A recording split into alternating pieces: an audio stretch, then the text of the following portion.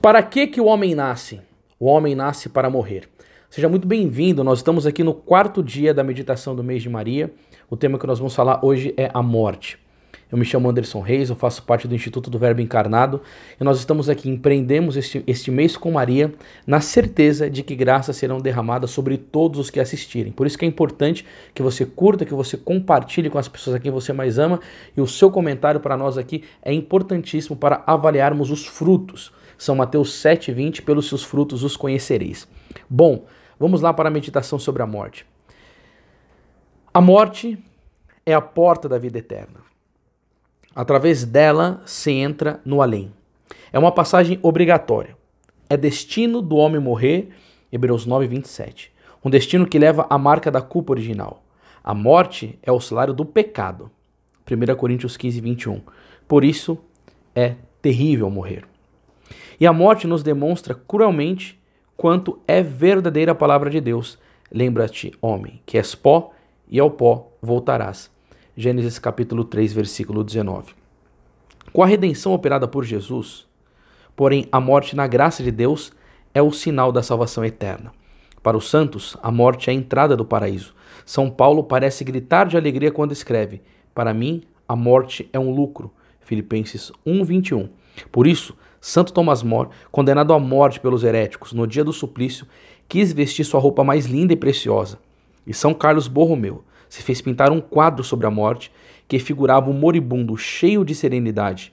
Perto dele estava um anjo lindo com uma chave de ouro na mão, pronto para subir ao paraíso. Que graça é morrer santo, vai dizer o Salmo 115,15. Preciosa para Deus é a morte dos seus santos. Se você fazer uma pergunta para as pessoas sobre a questão da morte, principalmente nesse tempo que a gente está vivendo do coronavírus, o pavor das pessoas. Por que ninguém sai na rua? Porque ninguém quer morrer. Por que as pessoas usam máscara? Porque se protege. Porque ninguém quer morrer. Agora eu pergunto, quem são as pessoas que se preocupam o que vai acontecer depois da morte? Ela vai para o tribunal de Nosso Senhor Jesus Cristo e ali ela vai receber ou a coroa da vitória e da vida, 2 Timóteo 2,5, nenhum atleta será coroado se não tiver lutado segundo as regras, ou ela vai para o inferno. E sabe qual que é o problema disso? Bom, isso daí a gente vai ver na outra mensagem sobre o inferno. Quando, como e onde? A morte é a coisa mais certa, mas ignoramos quando virá, como virá e onde virá. Se pode morrer no seio materno ou com 100 anos de idade. Se pode morrer na própria cama ou no meio da rua. Ao deitarmos, não sabemos se veremos sol. Ao nos levantar, não sabemos se chegaremos à noite. Estamos certos só disso, não sabemos nem o dia e nem a hora. Mateus 25,13. A morte chegará como um ladrão noturno. 1 Tessalonicenses capítulo 5. Ou seja, escondida e de surpresa. Por isso Jesus nos avisa com energia: estais pronto, porque na hora que não creis, o Filho do Homem chegará. Lucas 12,40.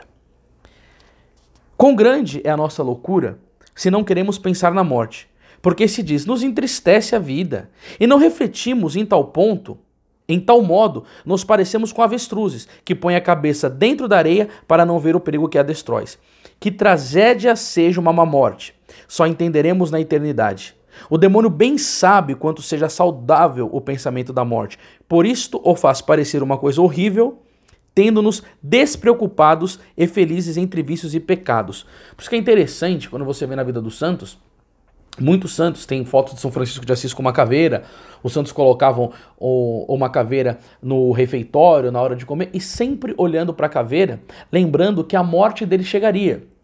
Mas a questão para os santos não era o momento da morte chegar, era como estar preparado para encontrá-la. Por isso que tem essa história bonita aqui do Papa Pio XI, que um dia se apresentou diante dele uma senhora pedindo uma lembrança pessoal. O Papa estava na rua, observou a senhora vestida de luxo mundano. Se inclinou ao chão, recolheu um pouco de pó e fez na testa da senhora uma cruz dizendo: lembra que és pó, e ao pó voltarás. Ele não poderia dar uma lembrança mais pessoal. Sabe o que ele fez como um bom pastor, um bom papa? Ele lembrou a condição daquela mulher. Ele viu ela, não era somente uma questão de elegância. Mas o Papa percebeu que ela era mundana. e que ela poderia não estar vivendo na graça. E uma lembrança daquela seria importante para aquela mulher naquela situação. E para nós também. E para você que está vendo esse vídeo. Meu irmão e minha irmã que está me assistindo. Lembra que você é pó. Ao pó você vai retornar. Entendeu? Inúmeras pessoas que tiveram a face bonita, a casa toda maravilhosa, a pele cuidada, viraram um pó. Entendeu? Você já viu como que é um cadáver em decomposição? Vai ficando a pele amarelada, vai entrando os bichos, vai comendo tudo, vai pro pó, entendeu? Só que o corpo dela virou pó e a alma dela. Somos capazes de preencher os nossos dias de trabalho, de divertimento, de sexo, de política, de esporte, de filme e de televisão. Vivemos amarrados e desorientados pelas tensões do lucro, do prazer e do sucesso. E nem nos preocupamos que, no entanto, estamos indo lá, onde todos são encaminhados para a eternidade. As realidades terrenas, os negócios temporais, a saúde do corpo, as coisas materiais nos escravizam, nos adormecem em um descanso espiritual que pode ser fatal. Tá todo mundo seguindo o globalismo. Tá todo mundo vítima. Jorge Soros, Bill Gates dominou todo mundo, escraviza todo mundo com trabalho, porque os homens só querem isso mesmo. Entendeu? E ninguém quer mais pensar em salvação de alma. Jesus nos recomendou muitas vezes no Evangelho de nos fazermos achar acordados espiritualmente e operosos para o reino dos céus. Bem-aventurados, nosso Senhor disse, aqueles servos que o patrão em sua chegada encontrará acordados. Lucas 12:37. Estar acordados, estar prontos, significa sobretudo viver na graça de Deus. Santo Tomás de Aquino vai dizer que a graça de Deus é nos dada para fazer o bem e evitar o mal. Por isso que tem que ter ódio contra o pecado, lutar contra o pecado. Para mim tá fazendo esse curso aqui, meu irmão e minha irmã, que luta com o demônio, que luta contra o pecado. É necessário resistir. Nós precisamos viver em graça. Entendeu? Evitando o pecado mortal ou pedindo imediatamente perdão e confessando-se o mais cedo possível se há desgraça de cair. Por isso que Dom Bosco dizia, se vocês caírem em pecado, me acordem de madrugada que eu confesso vocês.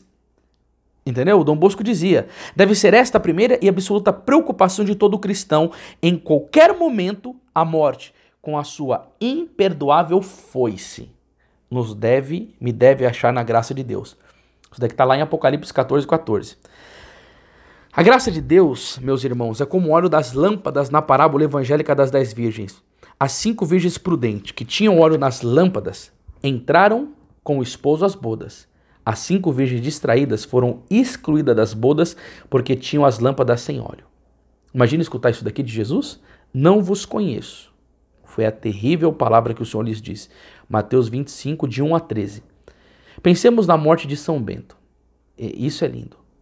Quando sentiu o momento da passagem para outra vida, o santo patriarca quis ser amparado em pé por 2 monges e estava assim, com os braços levantados no ato de ir ao encontro do seu esposo. Ele amou a Cristo a vida inteira. Ele iria encarar na hora da morte a um Senhor a quem ele dedicou toda a sua vida, com oração, com amor, construindo a civilização. Olha, eu vou dizer, São Bento morreu em graça e por isso os braços deles estavam assim. Agora, eu quero dizer para vocês que chega a parte de maior consolo aqui dessa meditação. Na hora da nossa morte, de Nossa Senhora obteremos a graça de uma boa morte. Esta graça é tão importante que a Igreja nos ensina a pedi-la a cada Ave Maria. Rogai por nós, agora e na hora da nossa morte. Feliz a morte de quem amou Maria, de quem a invocou. Maria, de quem invocou Maria. Agora ele vai contar de uma história aqui, ó. Santa Maria Madalena Sofia Barati dizia que a morte de um verdadeiro devoto de Maria é o pulo de um menino entre os braços da mãe. São Boaventura escreveu que morrer com a invocação da Virgem Maria é sinal de salvação. Olha cada consolo, pessoal. Olha, escreve aqui nos comentários se você é um verdadeiro devoto de Maria, o que você achou dessas frases dos santos, o que você está achando desse vídeo, comenta pra gente ver a sua partilha aqui. Agora vem assim uma das histórias que eu mais amo na minha vida de católico. Quando São João Bosco teve a visão da aparição de São Domingos Sábios, morto alguns dias antes, quis fazer-lhe essa pergunta. Qual foi a coisa mais consoladora para ti na hora da morte? Dom Bosco, adivinhe. Talvez o pensamento de ter bem guardado o olheiro da pureza? São Domingos Sábios disse não. Talvez o pensamento das penitências feitas durante a vida? Nem isso. Então terá sido a consciência tranquila, livre de todo o pecado? São Domingos respondeu: este pensamento me fez bem, mas a coisa mais consoladora para mim na hora da morte foi pensar que tinha sido devoto de Nossa Senhora. Diga aos seus jovens e recomende com insistência a devoção a Nossa Senhora. Neste mês de maio, eu quero ser a voz aqui de São Domingos Savos, no Santo da Igreja, e recomendar insistentemente a devoção a Nossa Senhora. Você tem sido um verdadeiro devoto, tem amado muito a Santíssima Virgem Maria, a sua vida retrata esses frutos? Agora vamos lá para os votos do dia. Oferecer o dia pelos moribundos. Viver como se fosse o último dia de vida. Ler e meditar a parábola das 10 virgens. Mateus 25, do 1 ao 13. Que meditação poderosa, hein? Não se esqueça que nós estamos liberando todo dia o material no grupo do Telegram. Então aqui embaixo tem o site andersonreisoficial.com. Você vai entrar nesse site, vai fazer um cadastro e participar do nosso grupo chamado Família da Imaculada, que nós estaremos enviando todo dia esse material para você sentar, para você meditar e para você tirar frutos. Por favor, pessoal, é importante demais. Comente aqui para nós como tem sido para você. Tem sido frutuoso? Qual que foi a mensagem que mais agora te tocou? Vai comentando conosco que tem muitas coisas ainda para estar vindo nessas meditações preciosas. Deus te abençoe e até amanhã com Maria Imaculada.